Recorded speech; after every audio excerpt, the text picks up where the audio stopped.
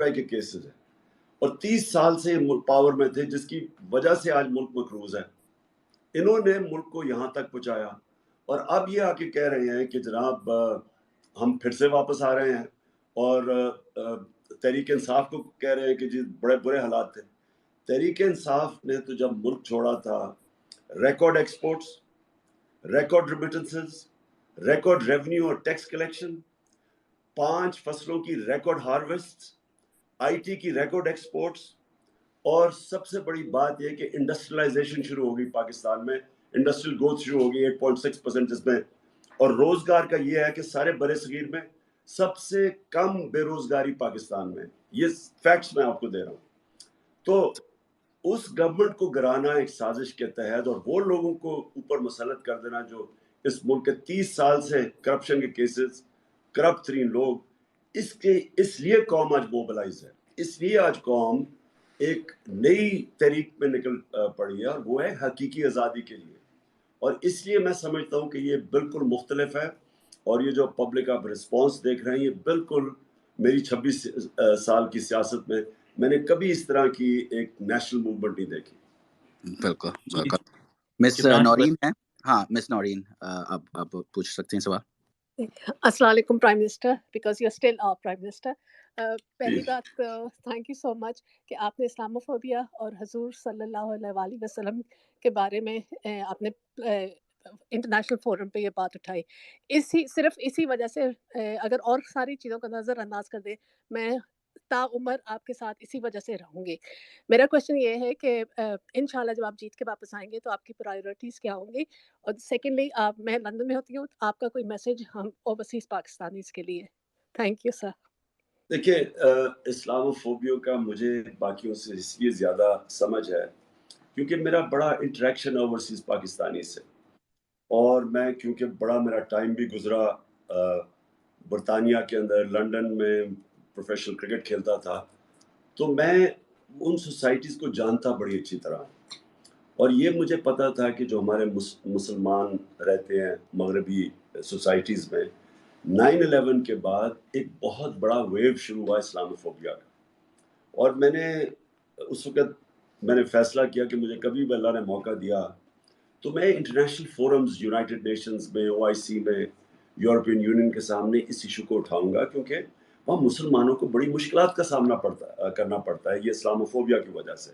और ये दूसरा जो नबी सल्लल्लाहु अलैहि वसल्लम की शान में जब ये गुस्ताखी करते हैं तो ये इनको पता नहीं है कि मुसलमानों को कितनी तकलीफ है, और वो कोई मुसलमान हेड्स ऑफ स्टेट्स ये बताते नहीं थे इनको।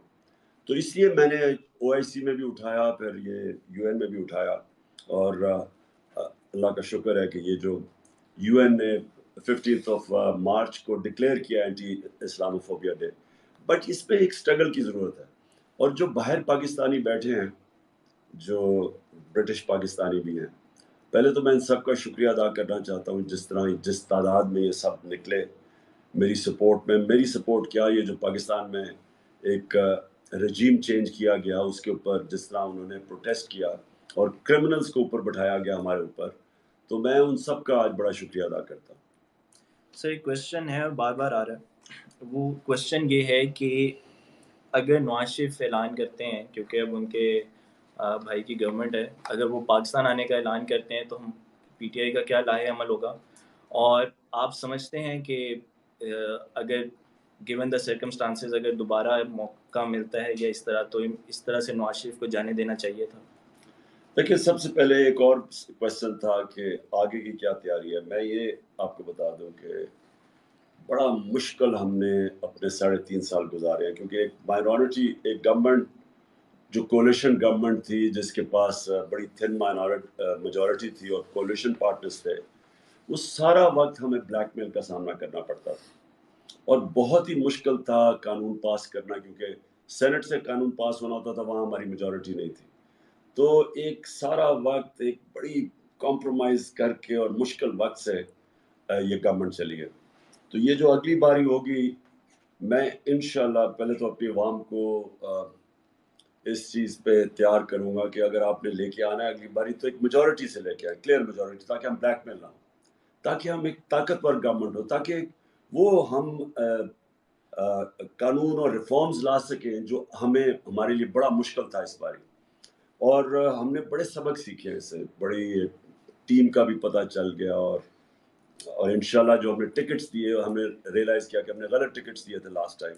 تو اس بار ہم خود, ہمارے پاس ٹائم بھی ہوگا ابھی صحیح, ہم ٹکٹس جو ہم نے اب دینے اپنے لوگوں کو بڑا سوچ سمجھ کے ٹکٹس دیں گے, کیونکہ ہمیں یہ جو بلیک میل کیا گیا اور پھر جس طرح انہوں نے غداری کی ہمارے ساتھ.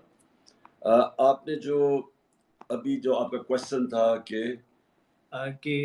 اگر نواز شریف واپس آتا ہے, اگر نواز شریف کو واپس آتا ہے اور وہ اگر اس باری اس کو NRO 2 مل جاتا ہے, کیونکہ یاد رکھیں اس کو NRO 1 مل چکا تھا. جنرل مشرف نے ہدایبہ پیپر مل کے اندر اوپن اینڈ شٹ کیس تھا, جس میں اسحاق ڈار نے باقاعدہ ایک میجسٹریٹ کے سامنے اس نے خود بتایا تھا کہ کدھر کدھر انہوں نے کیسے چوری کی, ان کے پیسے باہر کیسے گئے. اوپن اینڈ شٹ کیس تھا. وہ مشرف نے ان کو NRO 1 دیا, اور پھر وہ واپس آئے, اور پھر ان دونوں نے اور زرداری کو بھی NRO 1 ملا, اور انہوں نے کھل کے پھر کرپشن کی 10 سال. اب جو ان کے کیسز ہیں یہ آپ سب کو سمجھنا ہے کہ سوائے TT کے کیس, شہباز شریف کے اور FI کے کیس, یہ سارے ان کے کیس پرانے ہیں, یعنی ان کے دور کے 10 سال کے بنے ہوئے ہیں. تو اگر اب آ کے ان کو NRO 2 ملتا ہے, یہ یاد رکھیں کہ پاکستان کا جو سارا انصاف کا سسٹم ہے اس سب کو ٹوٹلی ڈسکریڈٹ کر دیں گے. کوئی بھی پاکستانی مانے گا نہیں پاکستان کے جسٹس سسٹم میں, کیونکہ اس کا مطلب یہ ہے کہ طاقتور ہے تو آپ جو مرضی کرو, صرف چھوٹے چور جیل میں ڈالیں گے. اور یہ اتنا ڈینجرس ہے ملک کے لیے. میں آپ کو نبی صلی اللہ علیہ وسلم نے جو انہوں نے آج سے تقریباً 1500 سال پہلے کہا تھا کہ جو قومیں طاقتور مجرموں کو پکڑ نہیں سکتی, طاقتور ڈاکوں کو نہیں پکڑ سکتی, اور صرف چھوٹے چوروں کو پکڑ دیا, وہ تباہ ہو جاتی ہے. تو آج اگر تیسری دنیا, یا جس کو ڈیولپنگ ورلڈ کہتے ہیں, اگر آپ ایک ایک ملک کو دیکھ لیں کہ وہ جو غریب ملک ہے جدھر غربت ہے, ہر جگہ پہ یہی ان کا مسئلہ ہوگا کہ وہ صرف چھوٹے چوروں کو پکڑتے ہیں اور طاقتور کو نہیں پکڑتے. اور پاکستان, اور اسے رول آف لا کہتے ہیں. رول آف لا کا مطلب ہوتا ہے کہ سب قانون کے میں ایک برابر. اور جو خوشحال معاشرے ہیں, مثلا سوئٹزرلینڈ ہے, یہ اسکینڈینیویا, آپ وہاں رول آف لا دیکھیں, وہاں کوئی تصور نہیں کر سکتا کوئی قبضہ گروپ ہوگا, کوئی تصور نہیں کر سکتا ہارس ٹریڈنگ ہوگی, کوئی تصور نہیں کر سکتا کہ پرائم منسٹر اپنی فیکٹریاں بنانی شروع ہو جائے گا. اور اوورسیز یہ تصور ہی نہیں کوئی کر سکتا کہ 3 دفعہ پرائم منسٹر, اس کی اربوں روپے کی پراپرٹیز لنڈن میں ہیں, اس کے بچے لنڈن میں ہیں, اربوں روپے کی پراپرٹیز میں رہ رہے ہیں, اور ایک دفعہ نہیں بتا سکتے کہ پیسہ آیا کدھر سے. تو یہ جو ہمارے ملک کا جو المیہ ہے اس وقت, وہ ہے ہی سارا رول آف لا کا. جب تک ہم طاقتور کو قانون کے نیچے نہیں لے کے آئیں گے, میں آپ کو یہ بتا رہا ہوں کہ یہ ملک کی کوئی فیوچر نہیں ہے. ہماری فیوچر ہی اس پہ ہے کہ ہم یہ جو بڑے بڑے مافیاز ہیں, جو میرے اوپر سارا پریشر تھا, جس کی وجہ سے میرے اگینسٹ اکٹھے تھے, ہم ان کو قانون کے نیچے لے کے آئیں.